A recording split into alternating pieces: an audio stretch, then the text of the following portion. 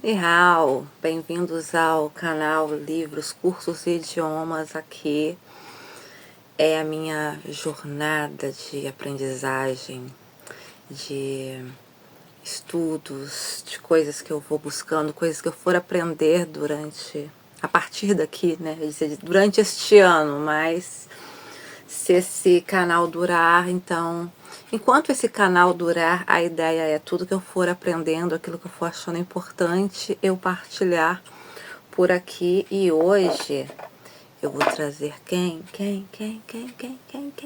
Maravilhoso. Vou começar, né, porque eu tenho um vídeo no canal onde eu fiz a apresentação, qual a ideia do canal, como é que vai ser, né? Então, o primeiro vídeo, assim, oficial, vai ser sobre a primeira leitura deste ano. Jesus Além do Minha Couto, na verdade, é uma leitura que eu comecei no ano passado e eu não consegui terminar. Eu ia para os lugares para ler, eu não sei o que acontece. Eu vejo várias pessoas, acho tão lindo, sabe? Youtubers, essencialmente, que vão com um livro assim, carregam um livro nos lugares e conseguem ler os livros nos lugares. Eu vejo, para começar, em transportes eu não consigo ler nada, me dá realmente dor de cabeça, tontura, enjoo, vontade de vomitar.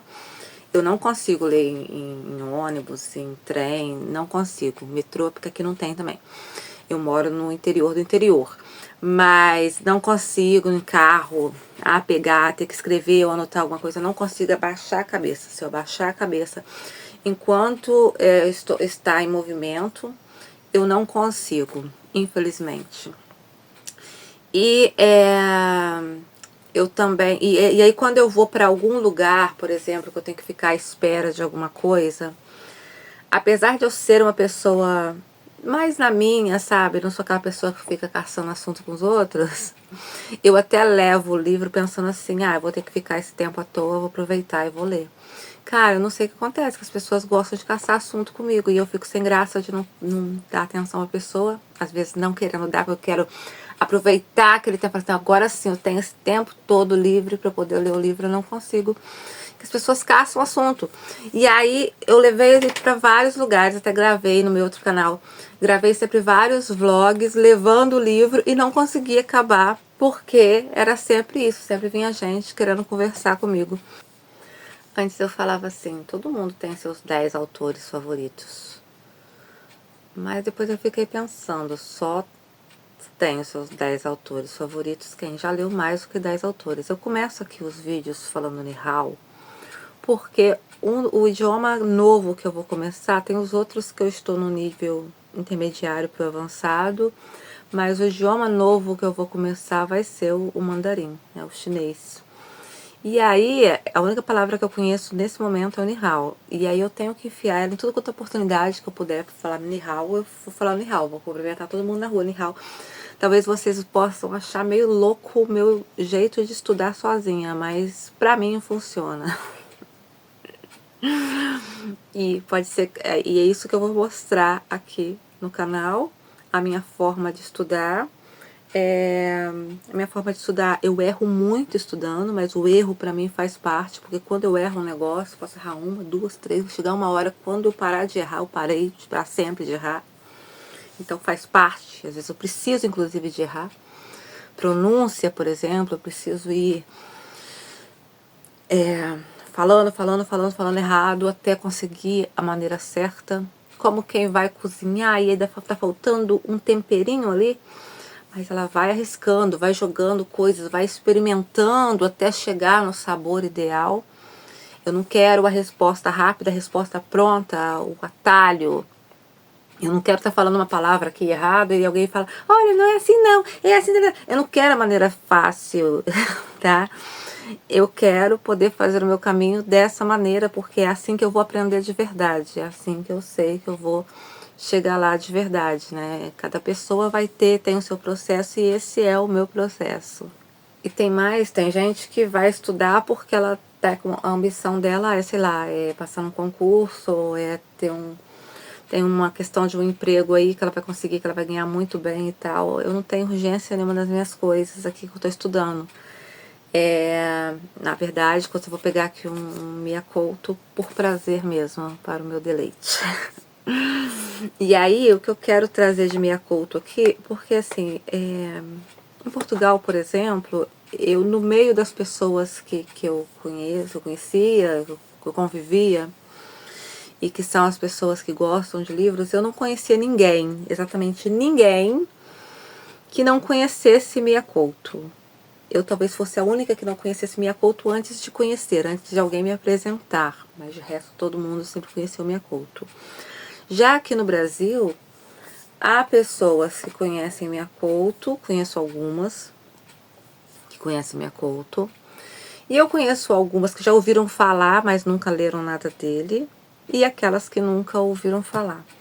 Então eu quero apresentar, o que eu quero fazer hoje é apresentar essa maravilha que é a Mia Couto, para as pessoas que eu sei, que eu tenho certeza absoluta, que vão amar Mia Couto. Aí eu falava com vocês sobre os 10 autores favoritos. O Mia Couto está na minha lista dos meus 10 livros favoritos, 10 autores favoritos. E aí eu falava que só tem 10 autores favoritos quem já leu mais de 10 autores. E eu pensei nisso hoje porque eu pensei que quando eu começar a estudar o mandarim, que eu só sei até hoje só o Nihao, eu não sei nada, assim, essa vai ser uma coisa que eu vou começar na ignorância total, porque eu não conheço quase nada da cultura chinesa e tal. Então, se você me perguntar quais são os seus 10 cantores chineses favoritos, eu vou ficar boiando, porque eu não conheço, mas a ideia é justamente adquirir cultura, adquirir conhecimento, para daqui a um ano, aí eu vou ter pelo menos uns 10 cantores favoritos chineses, vou ter um conhecimento mais amplo, talvez tenha mais escritores chineses favoritos, né? Claro, já li, né, traduzido, mas falar, eu tenho 10 escritores chineses favoritos, não tenho. Então, a ideia é essa, a ideia de fazer esse canal é eu poder registrar essas coisas, registrar a minha ignorância sendo melhorada, e daqui a um ano eu poder olhar tudo aquilo, né, que eu andei publicando aqui e falar, olha, que tempo bem gasto. Igual como eu faço com o meu outro canal, que é o canal de vlog, onde eu registro as coisas, registro o meu dia a dia. Lá no outro canal é sobre artesanato, sobre o dia a dia, sobre vida simples, sobre cachorros, mas eu vou registrando as coisas aí, quer dizer, do ano passado pra cá, eu já olho e falo assim, caramba, quanta coisa eu fiz. E aí agora, este canal aqui, esse, Livros, Cursos e Idiomas, vai ser para daqui a um ano, eu olhar para ele e ver o quanto que eu aprendi. Eu tô começando aqui do zero, muita coisa, na pura ignorância. Mas é pra daqui a um ano eu ver, caramba, deu uma melhorada, hein? E aí eu quero apresentar pra você, para pessoas que eu tenho certeza, não é pra quem não gosta de ler, mas para pessoas que eu tenho certeza absoluta que vai amar, para quem vai amar Mia Couto. Começo assim, se você for fã de Clarice Lispector, eu tenho certeza absoluta que você vai amar Mia Couto. Então, esse vídeo vai ser isso, apresentando Mia Couto para quem ama Clarice Lispector. Vai ser isso. Aí você fala, por que você disse? Eles são muito parecidos e tal. Eu não acho Mia Couto e Clarice tão parecidos. Mia Couto, a Clarice me fala de maneira muito intimista. É aquela coisa de eu ler Clarice e de vez em quando eu pensar assim, será que eu não sou a reencarnação dela? Porque toca muito fundo, vai numa profundeza aqui, ó, sabe? Vai na profundeza e ainda faz curva, sabe? Clarice é muito intensa, ela é maravilhosa. É o meu top 1, né? Clarice Lispector. Mia, eu já sinto a leitura, mesmo quando um livro escrito na primeira pessoa, a melodia, porque para mim há uma melodia, há uma escrita poética, que tanto Clarice quanto o Mia tem, só que há uma melodia. Cada escrita, ela tem uma melodia. A melodia da Clarice é aquela coisa muito intimista, muito profunda, que já o Mia, eu sinto uma coisa meio de como se alguém estivesse me contando um causo. Pelo menos eu não sou especialista em Mia, o Mia Couto. Já li alguns livros dele, mas não li todos. Mas é sempre essa sensação. O Mia tem uma característica muito interessante, que é isso, dessas misturas de palavras, né? Você pode primeiro, assim, de relance, pensar que é um livro chamado Jerusalém, mas não é, é Jesusalém. E Jesusalém aqui é uma cidade fictícia, um local fictício onde esses personagens acabam indo morar, indo viver ou se isolar, na verdade, do mundo. Entre elas, uma criança que nunca conheceu o mundo lá fora porque foi para esse lugar muito cedo, então, e uma outra criança que foi para esse lugar também muito cedo, mas que essa era um pouquinho, não era tão jovem assim, então ainda tinha algumas lembranças assim da civilização. Esse lugar que Jerusalém, por exemplo, não tem, por exemplo, uma única mulher. E aí tem uma fase desse livro que enfim chega uma mulher e aí há aquela surpresa nesse lugar. E eu vou ler aqui o trecho desse momento em que chega uma mulher em Jerusalém. E por que eu vou ler esse texto? Porque o que eu quero que vocês consigam captar é a beleza do texto. Eu não resumi quase nada do livro, mas mesmo assim eu acho que vai ser possível captar, mesmo sem saber exatamente, eu tendo resumido tão rapidamente a história, eu acho que esse texto dá para mostrar a beleza da escrita do Mia Couto. E aí, para poder identificar que, apesar de Clarice e Mia, né,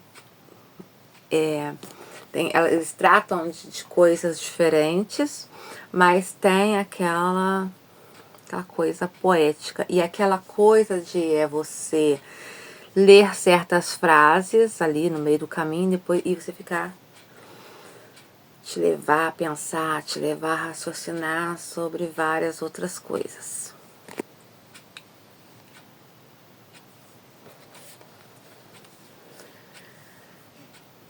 Não chegamos realmente a viver durante a maior parte da nossa vida.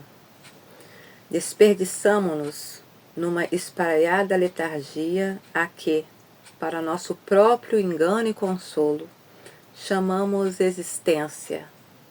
No resto, vamos vagalumeando, acesos apenas por breves intermitências. Essa parte me lembra aquela frase do Oscar Wilde que diz que viver é uma coisa muito rara, que a maior parte das pessoas apenas existe. Uma vida inteira pode ser virada do avesso num só dia por uma dessas intermitências. Cara, nossa, isso ó, tocou fundo, parece que é escrito pra mim, sabe? Quando a vida vira do avesso, tudo, sabe? De repente, coisa que você nunca imaginava acontece na sua vida e tudo, você perde o chão, você perde o chão. Para mim, Moanito, aquele foi o dia. Começou de manhã, quando saí de casa para enfrentar uma ventania que, por todo lado, fazia subir remoinhos de poeira. Os turbilhões rodopiavam em caprichosas danças e, depois, se extinguiam de forma tão fantasmagórica como haviam surgido. As copas das grandes árvores varriam o chão enquanto pesados ramos se desprendiam para se estatelarem com fragor. Ninguém sai por aí às voltas. Era a ordem de meu pai, espreitando na janela do quarto, martirizado pelo temporal e suas labaredas de vento. Nada perturbava mais silvestre e vitalício que as árvores se retorcendo, as ramagens ondeando como etéreas serpentes. Eu não... Esses dias aí fez aquela chuva que as árvores ficam assim, eu começo a ter até lembranças de tempos antigos em que isso era bem mais perigoso aqui e ventava telhados voavam, bem mais perigoso que agora, mas ainda assim eu tenho medo. Desobedecendo às ordens paternas, aventurei-me pelos atalhos que uniam os nossos aposentos à casa grande. E logo me arrependi. A tempestade parecia a sublevação dos pontos cardeais. Um frio interior me percorreu. Teriam fundamento os receios do meu velho? O que se passava? O chão estava cansado de ser térreo? Ou estaria Deus anunciando a sua chegada a Jerusalém? A mão esquerda protegendo o rosto e a direita apertando as duas bandas do velho casaco, avancei pelo atalho até estacar perante a assombrada residência.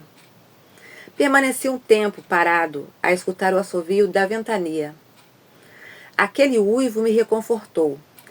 Eu era um órfão e o vento se lamentava como alguém que procurava perdidos parentes. Cara, olha a beleza da escrita desse homem. Não, aquele uivo me reconfortou. Eu era um órfão e o vento se lamentava como alguém que procurava perdidos parentes. Que lindo. Apesar do desconforto, eu saboreava aquela desobediência como uma vingança sobre Silvestre Vitalício. No fundo, desejava que a ventania se agravasse para punir os desvarios do nosso progenitor. Apeteceu-me voltar atrás e enfrentar o velho Vitalício, defronte da janela onde ele vigiava os desmandos cósmicos. Tem umas coisas aqui que eu não contei do pai dele e tal. Eles têm uma boa relação, só que é um pai que o privou de todo o mundo. Tipo, catou os filhos, levou lá para essa Jerusalém e privou os filhos, né, de conhecer o mundo, fora que ele acabou de matar a Jezebela, se não me engano. Umas coisinhas aqui que o homenzinho falou, mas não vou falar das coisas aqui para não perder da leitura, dessa parte aqui da leitura. E Monito é o filho.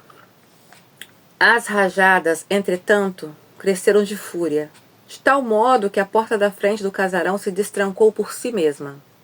Para mim era um sinal. Uma invisível mão me convidava a cruzar a linha proibida.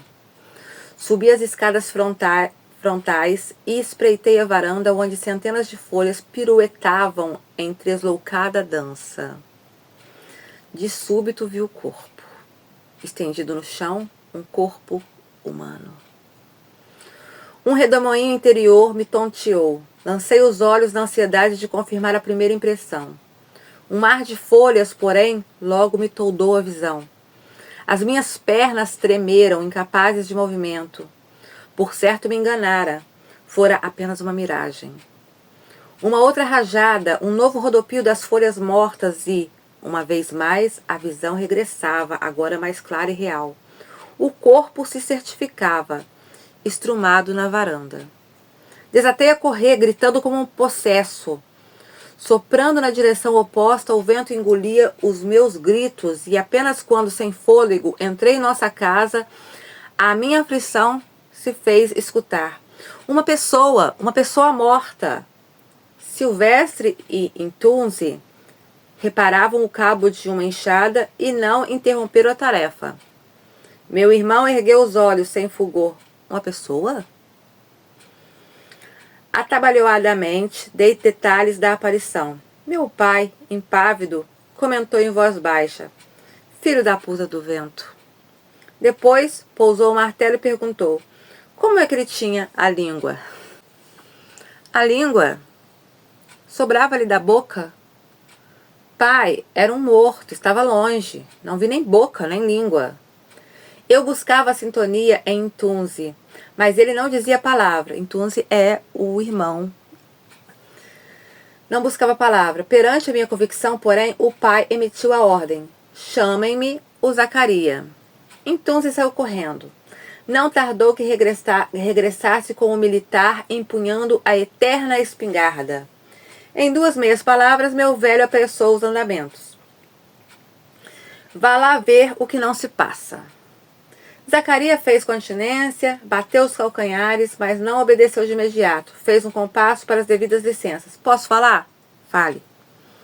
Moanito não deve ter visto a autêntica realidade. Foi uma desilusão ótica.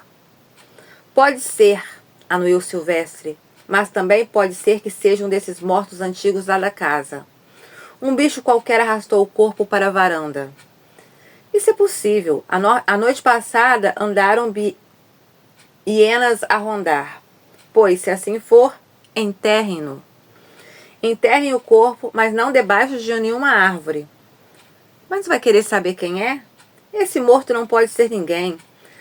Vão adiantando o serviço. Se o vento amainar, eu junto-me a vocês. Isso falou que o Silvestre, que é o pai dos meninos lá. Talvez ele vivesse aqui em Jerusalém e nós desconhecêssemos. Vaticinou em Tunzi, com inesperado arrojo. Está maluco? Se é que é um corpo, não é de ninguém que tenha morrido. É um que sempre esteve morto, nascido já assim, sem vida. Pai, desculpe, mas para mim, chega, não quero mais opinião. Vocês vão abrir a cova e aquele corpo, ou lá o que for, vai para dentro da terra. Eu, Intunzi e Zacarias, no caso eu, é o Monito. Em fila indiana, seguimos num cortejo pré-fúnebre. Ainda escutávamos a voz de Silvestre, resumindo as conclusões. Depois, quando parar o vento, eu irei lá me inteirar. O militar marchava, no caso Zacarias, o militar marchava à nossa frente, com uma pá em cada mão. Subimos a escadaria da casa grande, pé ante pé e, para meu alívio, se confirmou a visão. Entrecoberto pela folhagem jazia, em contraluz, o cadáver. Uma força oculta nos prendeu na ombreira da porta até que Kalash segredou. Eu vou lá. Não entre, Zaca, advertiu Intunzi. Por quê? Não estou a gostar dessa luz. E apontou a franja de sol que ecoava pelas tábuas. Sentado nos degraus da entrada, Zacarias farejou os ares como se procurasse um aroma suspeito. Não me cheira a morte, disse ele num tom cavernoso que nos arrepiou. E voltamos a espreitar para o fundo da varanda, tentando contrariar a luz que emanava das traseiras. É um homem, garantiu o militar. O cadáver jazia de costas sobre o soalho de madeira, como se o soalho fosse um antecipado caixão. Não se via o rosto que estava virado para o lado oposto. Uma espécie de pano lhe cobria a cabeça, amarrado por trás. Parece, disse Zaca, um preto estrangeiro. Como sabe? O corpo não abraçava o chão como fazem os cadáveres indígenas. Aqueles ossos não procuravam na terra um outro ventre. Havia, é claro, o detalhe das botas. Nunca Zacarias tinha visto umas iguais. Agora já me parece um branco, afirmou Zaca, sempre espreitando da escadaria. Acho que a alma do gajo já começou a largar a casca. E deu ordem para que fôssemos primeiro abrindo a sepultura. Quando a cova estivesse pronta, voltaríamos a resgatar o morto.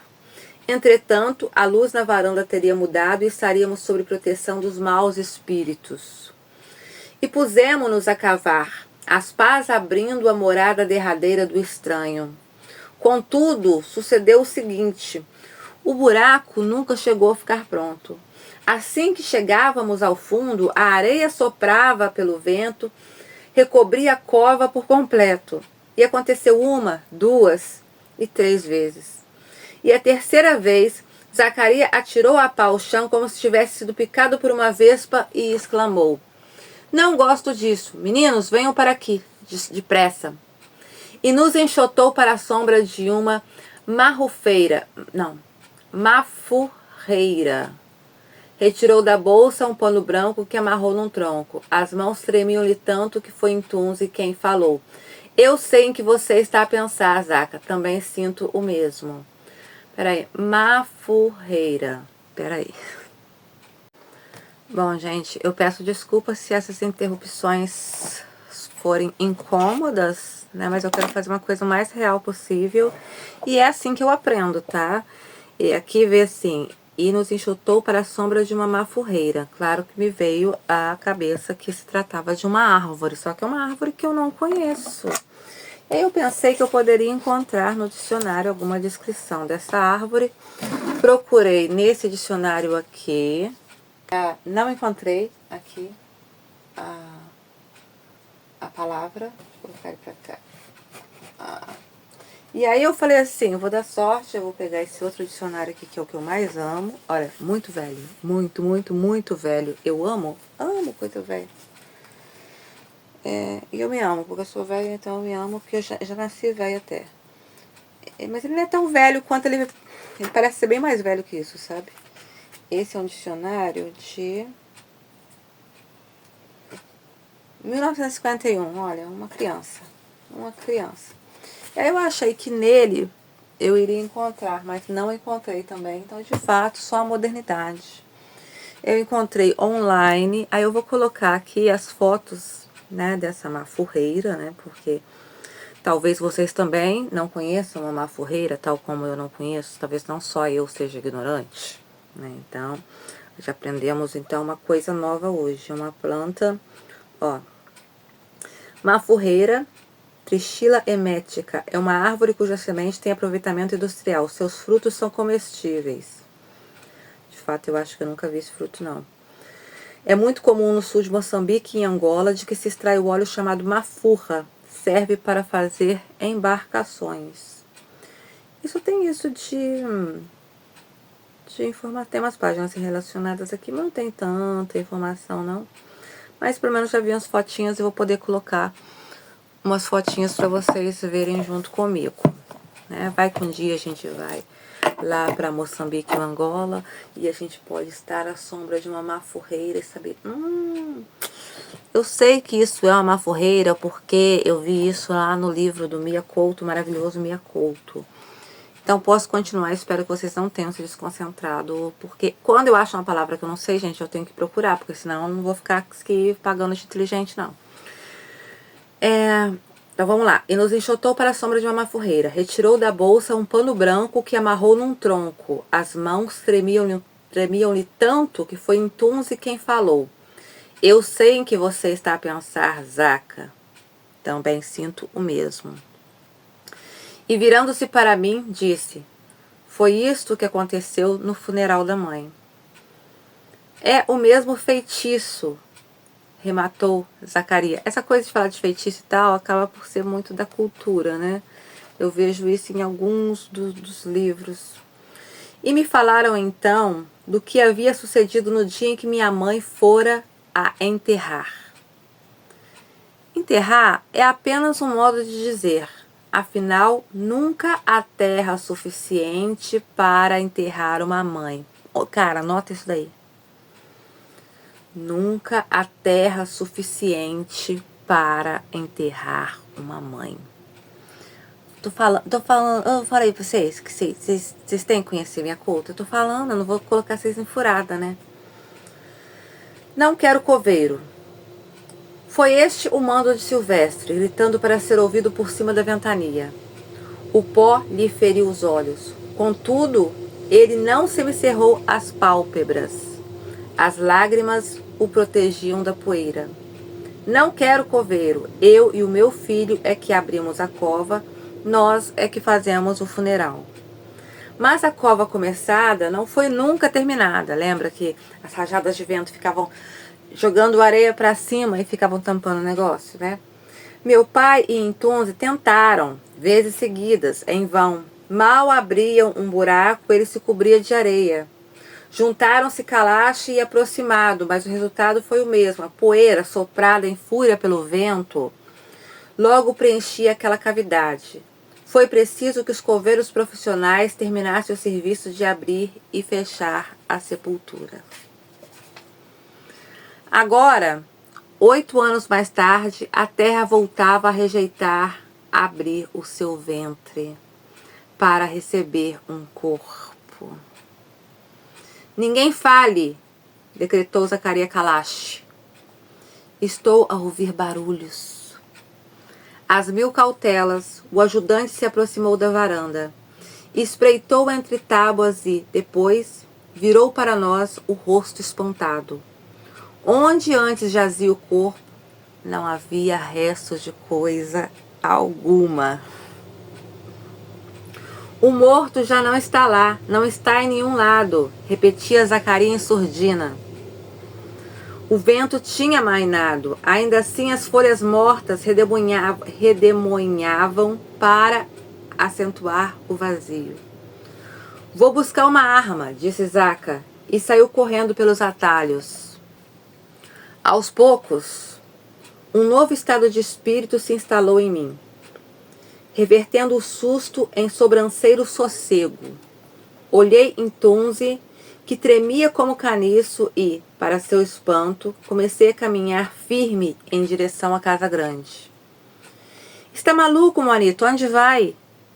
Em silêncio, subi à varanda e fui pisando as tábuas velhas com cuidado para que o soalho não desabasse e o meu corpo se afundasse, juntando-se, quiçá, adoro essa palavra, quiçá, ao desaparecido morto. Rodei pelo recinto à procura de um rasto, até que decidi bater à porta de casa. Meu irmão, com voz trêmula, perguntou: está à espera que o falecido lhe venha abrir a porta? Não fale alto. Você está maluco, Manito? Eu vou chamar o pai, disse Intunzi, virando as costas e retirando-se apressadamente. Fiquei sozinho, eu, face ao abismo. Cara, que frase, não. Fiquei sozinho, eu, face ao abismo. Pensa na escolha de palavras para isso. Fiquei sozinho, eu, face ao abismo. Caraca, eu me imagino ali, ó, na pontinha do negocinho e as nuvens ali. Nossa, imagino tudo ali. Olha que lindo, olha que uma frase pode fazer a gente, minha cabeça viajou nisso. Fiquei sozinho, eu, face ao abismo. Devagar, abri a porta e fui espreitando a sala de entrada. Era um assoalhado amplo, vazio, com o cheiro do tempo guardado. Enquanto me afeiçoava à penumbra, fui pensando, como é que, em tantos anos de infância, nunca tive curiosidade de explorar esse lugar interdito? A razão é que eu nunca tinha exercido a minha própria infância. Meu pai me envelhecera desde nascença. Lembra que esse pai, ele, né, levou seus filhos lá para Jerusalém, e essas crianças, elas não tiveram contato com o mundo para além de Jerusalém, e naquele lugar viviam só eles ali, não tinha uma única mulher. Então, é isso que está falando aqui. Foi então que sucedeu a aparição. Surgida do nada, emergiu a mulher. Agora imagina como é que esse menino, pela primeira vez, vê uma mulher, quando até então, no máximo, ele teve uma descrição daquilo que é uma mulher, uma descrição vaga, sem foto, sem nada. Primeira vez ele vê uma mulher. Foi então que sucedeu a aparição. Surgida do nada, emergiu. Emergiu. Olha a palavra que ele escolheu. A mulher. Uma fenda se abriu a meus pés e um rio de fumo me neblinou. A visão da criatura fez com que, de repente, o mundo transbordasse das fronteiras que eu tão bem conhecia. De soslaio, olhos semicerrados, enfrentei a intrusa. Ela era branca, alta e vestia como um homem, de calças, camisa e botas altas. Tinha os cabelos lisos, meio ocultos por debaixo de um lenço, o mesmo lenço que víramos na cabeça do suposto falecido, tal que eles achavam que era um cadáver, né? As botas eram também iguais às que o falecido calçava. O nariz e os lábios estavam mal desenhados e, somados ao tom da pele, davam-lhe o ar de criatura desenterrada. Apeteceu-me fugir, mas as pernas eram raízes seculares. Sem mexer a cabeça, rodei o olhar pela rua desfocada e procurei por socorro. Nada. Nem Tunzi nem Zacarias se vislumbravam e apenas uma neblina cobria a paisagem em redor. Entontecido, senti a lágrima pesar-me mais que o próprio corpo. Entontecido, senti a lágrima pesar mais que o próprio corpo. Foi então que escutei as primeiras palavras da mulher. Estás a chorar? Aí eu falando até com o sotaque da mulher. Estás a chorar? Sacudi com energia a cabeça. A confissão da minha fragilidade, pensei, apenas poderia encorajar as diabólicas intenções da Aparecida. O que procuras, meu filho? Eu? Nada. Falei? Ou foram palavras que passaram por mim sem que desse conta? Por que me encontrava em desamparo total, descalço sobre um chão escaldante? Inesperadamente já não sabia viver. A vida se havia convertido numa desconhecida língua. E aqui a vida ele colocou com letra maiúscula, tá? O que se passa? Tens medo de mim? A voz terna e doce só agravou o meu estado de irrealidade. Imagina, um menino que nunca viu mulher na vida. Passei a mão pelos olhos a corrigir as lágrimas e depois lentamente ergui o rosto para avaliar a criatura. Mas sempre de soslaio, com medo de a visão me arrancar os olhos para sempre. Eras tu que ainda agora abrias uma cova no quintal? Era, eu e mais outros, éramos muitos. Escutei vozes e espreitei. Abrias uma cova para quê? Para ninguém, isto é, para nada. O meu olhar voltou a pousar na varanda, na ânsia de desvendar o que se tinha passado com o cadáver. Não havia no chão sinais de que o tivessem arrastado, as folhas estavam espalhadas sem qualquer rasto. A intrusa passou por mim e senti pela primeira vez a doçura de um perfume feminino. E ela se afastou em direção à saída. Deitei, tento no modo como se movia, graciosa, mas sem os caricatos trejeitos com que Intunzi representava as fêmeas criaturas. Que esse Intunzi é o irmão dele, tal, que tem vagas lembranças de mulher, e tentou explicar para ele que era uma mulher, só que, né, deve ter exagerado aqui. Desculpe, a senhora é mesmo uma mulher? A intrusa ergueu os olhos, feridos por uma dor antiga. Demorou uma nuvem, sacudiu uma tristeza e perguntou. Olha que lindo. Não, presta atenção nisso. Demorou uma nuvem, sacudiu uma tristeza e perguntou.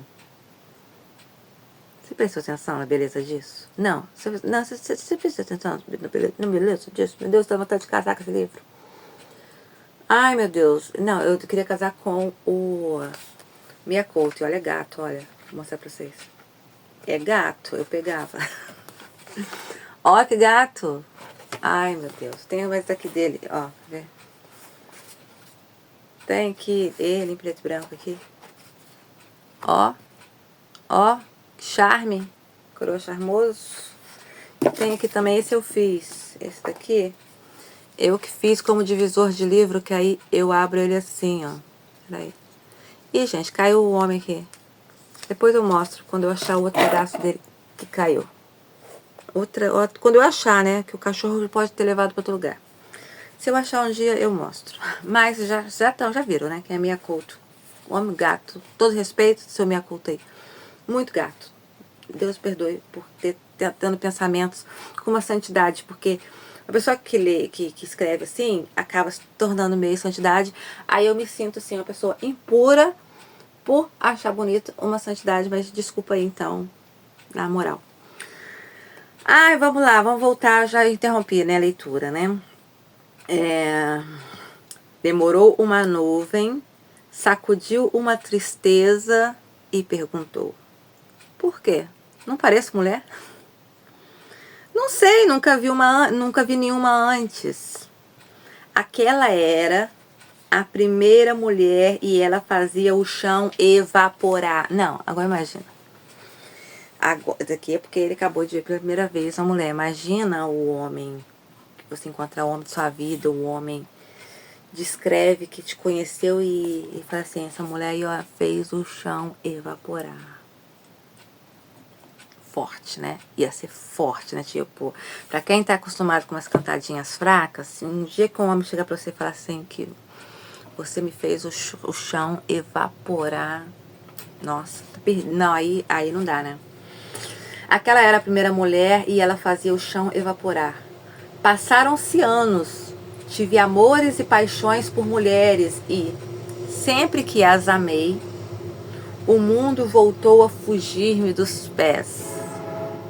Aquele primeiro encontro marcou em mim fundo o misterioso poder das mulheres. Sentindo que as forças me regressavam, parti em corrida como uma gazela pelos matos. A mulher branca, intrigada, ficou espreitando da porta. Ainda olhei para trás, na esperança de ela se ter desvanecido, ansiando que tudo aquilo não tivesse sido senão um delírio. Quando ganhei refúgio em casa, o coração batia todo em meu peito, a ponto de, ao encontrar Intunzi, quase não articular palavra. Intunzi, você não vai acreditar. Eu vi, disse ele, tão alvoroçado como eu. Viu o quê? A mulher branca. Viu mesmo? Não podemos dizer nada ao nosso pai. Eu vou ficar por aqui, porque eu acredito que esse vídeo já esteja grande. Caso seja de interesse de vocês, eu posso, num outro vídeo aqui no canal, fazer uma continuidade dessa apreciação ao maravilhoso Mia Couto. Cara, viu cada frase que às vezes me para assim, fala assim, meu Deus. É maravilhoso, não, ele é maravilhoso demais, Mia Couto, e esse livro, nossa, tem tanta parte assim, sabe, e ver como que é fluida a leitura, mesmo às vezes eu errando aqui e tal, né, perdendo, né, aquela coisa de ler, a gente já não tem, eu pelo menos não tenho mais o hábito de ler em voz alta e tal, e aí ainda por cima pro vídeo, e essa hora da noite, e acabei de chegar de 1h pouca da manhã, vou mostrar pra vocês, ó. 1h30 da manhã, eu cheguei de uma festa e ainda nem tirei a maquiagem da cara. Vocês vão começar a me ver toda esculhambada mesmo. Hoje eu só apareci assim porque eu acabei de chegar e ainda não tinha tirado. Porque eu quero mostrar assim a coisa bem o mais real possível, aquela coisa de... Nesse momento agora eu peguei o livro e vou ler e mostrar a rotina real, né, de ler na hora que deu pra ler e tal, e é aqui ou é na rua, onde quer que seja, e dividindo isso, né. Não quero uma coisa ensaiada pra falar com a tela. Mas ver que mesmo com essas dificuldades, e pra esse canal, um canal diferente, que não sei como é que vai ser, ou pra quem que eu vou estar falando, e mesmo assim, pensa nas palavras, como que elas soam fluidas. Então, assim, cara, assim, recomendo demais, demais, demais, Mia Couto. E aí, se quiserem, num outro vídeo, eu posso continuar falando do Mia, falando, né, apreciando, degustando os textos, né, partes deste livro, né. Eu já comecei na parte 2, eu não comecei na parte 1. Mas é porque agora começa a ficar interessante. A parte 1 é só eles descrevendo ali, vivendo num lugar onde não tem mulher, pra onde eles, né, aquele lugar, como se tivesse tido uma guerra, e aí foram pra aquela cidadezinha ali, onde só tinha eles ali. E aí é uma escrita deliciosa, deliciosa, então talvez num outro vídeo eu possa continuar abordando, mas aqui nesse canal eu vou abordar não só a literatura, né, como os cursos que eu estiver fazendo e as aprendizagens de idioma. E aí depois eu falo sobre as coisas que eu vou aprender em idiomas e tal. Por enquanto eu só queria então já começar bem o canal com o maravilhoso Mia Couto. É isso então, a gente se encontra no próximo vídeo. Eu espero que tenham gostado e que possam curtir, compartilhar e seguir o canal.